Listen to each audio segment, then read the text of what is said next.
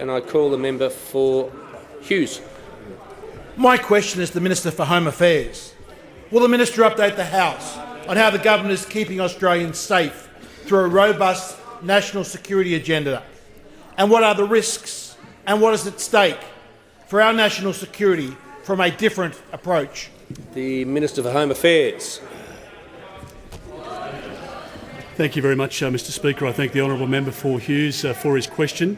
I want to update the House, Mr Speaker, to advise that 90 people now have been charged as a result of 40 counter-terrorism-related operations around Australia. That is since the 12th of September 2014, when the national terrorism threat level was raised. We know, Mr Speaker, that around 230 people in Australia are currently being investigated for providing support to individuals and groups in the Syria-Iraq conflict. And we also know, Mr Speaker, that there are many other threats, not only in terms of national security but in terms of our border security as well. We know that the threat of terrorism has not gone away and it will not go away for our lifetimes. We need to make sure that we deal adequately with it. And what people know of this government, Mr Speaker, is that we will put the resources behind our national security agencies and we will have the capacity to make the decisions that are necessary to keep our country safe.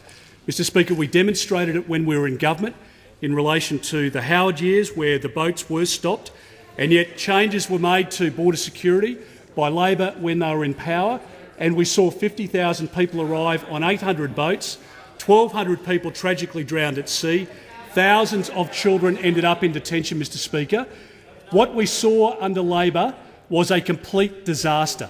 A complete disaster because not only did they lose control of our borders, but they ripped money out of our national security agencies, including the Australian Federal Police.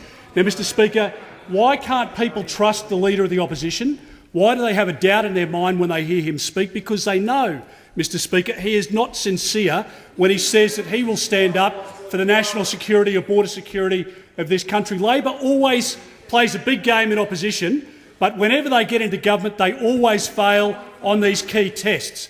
And, Mr Speaker, the fact is that these threats will not go away. And if Labor was in government after the next election, we know again that they would mismanage the economy, that they would rip money out of national security. We know even in relation, Mr Speaker, to the listing of pharmaceuticals that they ran out of money and they stopped listing pharmaceuticals, Mr Speaker. No wonder they ripped money out of the Australian Federal Police, out of Customs, out of AUSTRAC. They took billions of dollars and put it in to try to patch up the disaster that was their border protection policy. And, Mr Speaker, the reality is that if they are elected at the next election, they will do it all over again. They default to us when we are in government. They hide behind the decisions that we make on national security and border security. But when they move, Mr Speaker, into government, they have no idea what they are doing.